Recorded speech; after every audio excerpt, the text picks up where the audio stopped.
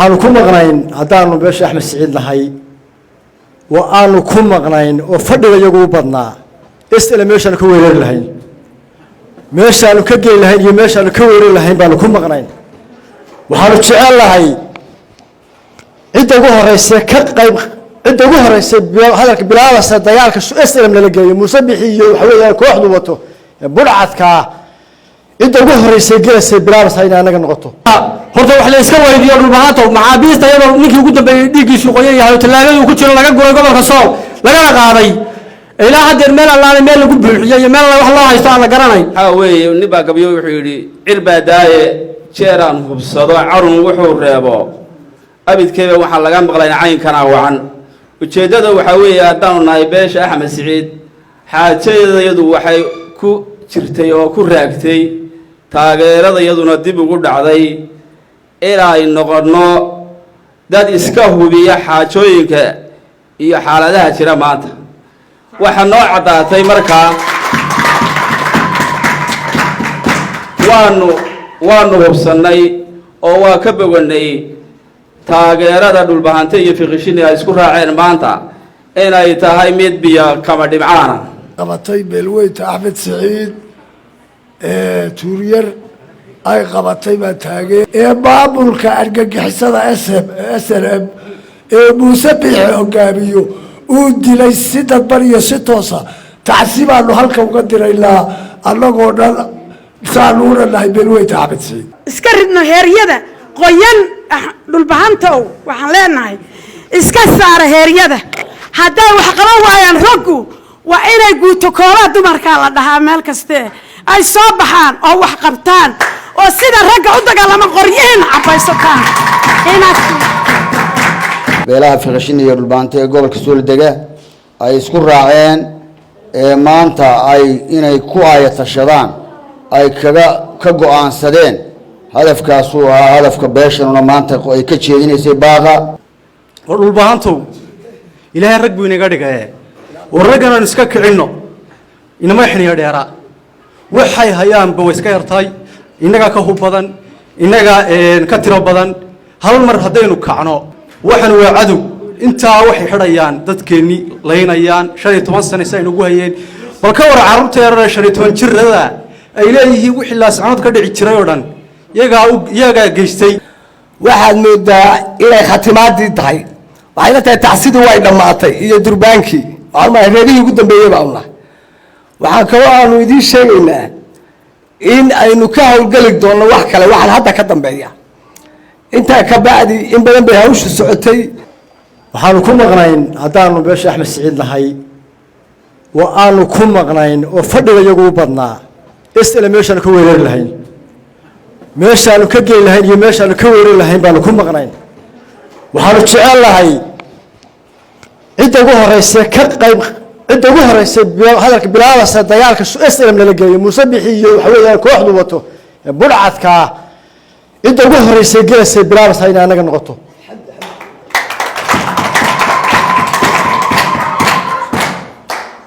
durbaan iyo riwaayadu waxaan u arkaa inay inoo dhamaatay inooma taalo haddaynu nahay dhulbahantay inooma taalo dagaal baa inoo yaal iyo fiqshini inaynu gacan ka hadalno saa ku tegi maayo baryo iyo duco ku tegi maayo xabad buu kaga tagay Allah subhanahu waynu bilaabanaa waxa kaliifay aan u bilaabana ugu horeynaa xabada ugu horeynaa oo aan jecelahay isla inaan meeshaan ka geeyahay inaan tilmaansano oo qorshaheedii nidaamkii noo qorshaysan yahay waxa uu dambeeyay ardayda iyo culimada laga qaatay gobolka shanta nin ee gobolka laga qaatay ninka wadaadka iyo ardaydiisa laga qaatay gobolka baa lagu kaliifay noo gaara waxaanu jecelahay hadalku waan cadhaysanaa runtii waxaanu jecelahay inaan u bilowno dhulbahante Somaliland dhinac saarkeeda iyo shuraakadeeda banaankaanu ka ahayn markii hore bari baanu ka ahayn warkan iyagu wuu caadiyahay wuu cadaa dhulbahantow haddii ilaahay tusay midnimada haddii ilaahay gobonnimada iyo midnimada iyo waddankeena danihiisa ilaahay tusay ilaahay baa mahadle maanta ilaahay baanu taa ku mahadinanaa marka hore waxaan ku soo gabagabaynayaa Muuse Biixi waynoo colaad waynoo xabad وينو حبض وينو عراد وينو حبض وينو عراد أنا بلابنا دلبانتا أنا بلابنا وانمي aanu halkan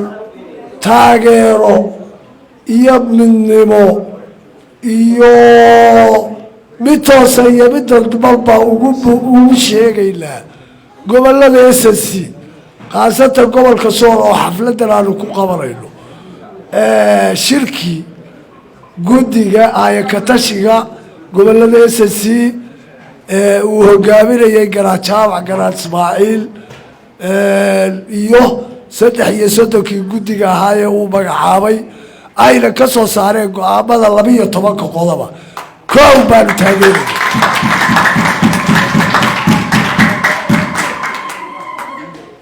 si buuxda baanu taageeraynaa horeyna waa u taageersanay beesha tani uma daaq tegin siyaasadii hore burburkii Soomaaliya marka laga soo tago fariista burburkii Soomaaliya bacdal burburkii Soomaaliya beeshani hadduu reer miyi yahay hadduu reer magaal yahay uma daaq tegin bari iyo galbeed toona siyaasadaha ka jira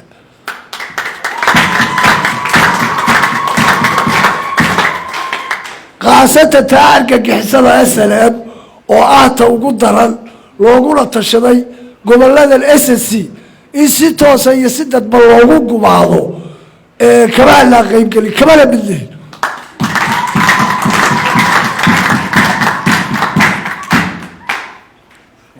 waxaanu leedahay markaa muuse biixiyo jabhadaada argagixisada aad hogaaminayso anigu odhan maayo oo beeshu ma laha reer isaaq waa dad aanu wax walba lahay oo islaama oo Soomaaliyeed jabhada argagixisada SLM baa la hadlayaa muuse buuxi hogaamiyo wasiirka arrimaha gudaha uu yahay ina kaahin una xil saaray sidii loo kala gaabin lahaa gobolka Sool iyo gobolka SSC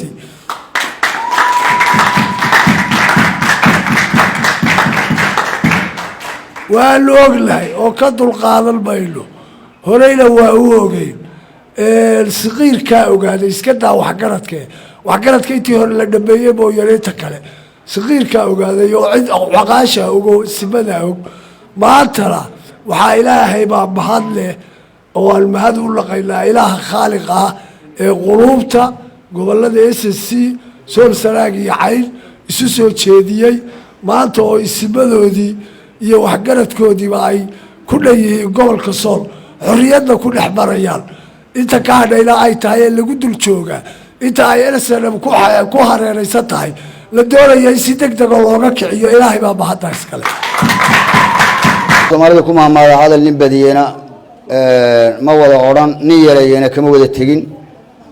hadafka halkan yaalay laga hadlay wuxuu ahaa taageerada beelaha fiqashin iyo dhulbaanta ee gobolka Sool dega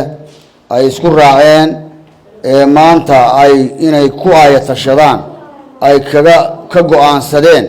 hadafkaas uu ahaa hadafka beeshanuna maanta ay ka jeedinaysay baaqa kaasaanu taageersanahay oo Garaad Jaamac Garaad Ismaaciil taageeray u muujinayna iyo 33 guddida ay u qabtay 12 qodob ka soo baxay waanu taageeraynaa waxa weeye marka hore dhulbaante waa kala suntanahayo nin awalba xukuumadda SLM la socday oo qaybi kala shaqeynaysa iyo nima shaqada ku lahayn way kala suntanaayeen waxay la tahay beeshani beelaha lagu xamanayay SLM ma yahayn shaqana kuma lahayn biyatoori maana doonin jirin waalid xukuumad jirta maana noqon dawladii hore Soomaaliya markay dhacday yaa beeshan xukuumad ugu dambeysay waxa weeye haddaad maanta na soo gaadheen wuxuu ninkii la oran jiray hooray war waalidii goormay ka baaday war aniga waalidii gaba beena dadkii bay soo gaadheen dadkii baa booskan joogay yimid wadada walaalahayo fiqashin iyo dhulbaante beeraha aan la dhalanay gobolka Sool deegaanka u leh haddaad maanta na soo gaadheen oo ku soo noqoteen inta yadii aan shaqada ku leeyahay haddaad noo timaadeen annagu horaan halkan u joognay hadeer taageerada hadeer nagama horaa reerkan meesha u taagnaa annagu beesha dhulbahante ee Axmed Siciid halkan kana taageeranaa kuna raacsanahay 330 go'aankooda guddida ka soo baxay waxaan kale oo aan sheegayaa annagoo ku dhammaystiran suldaanno caaqilo cuqaal cilmi haween dumar dhalinyaro madax dhaqameed nooc kasta oo ka kooban beesha Axmed Siciid waxaan ku guddoonsanay inaanu 330 ka raacno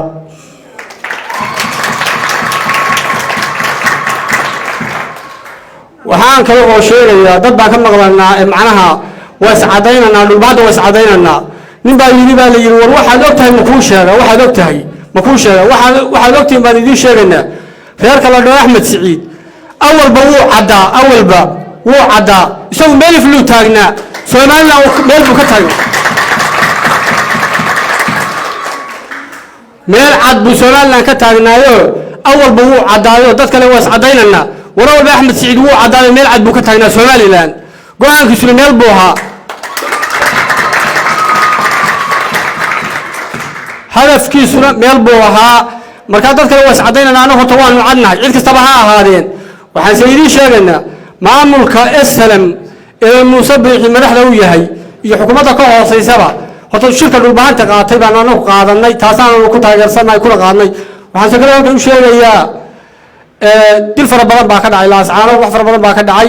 dilkii ugu dambeeyay geeyo lagu dilay barabaraha laamiga suuqa goolada lagu dilay dilkii ugu dambeeyay maalintii ka dambeysay rag baa laga qaaday gobolka Sool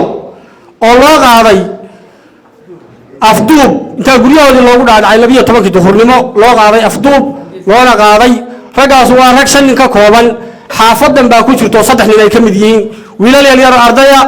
odayaal nooc kastaba leh rag ganacsado meherada haystay waa la qaaday waa la dalacay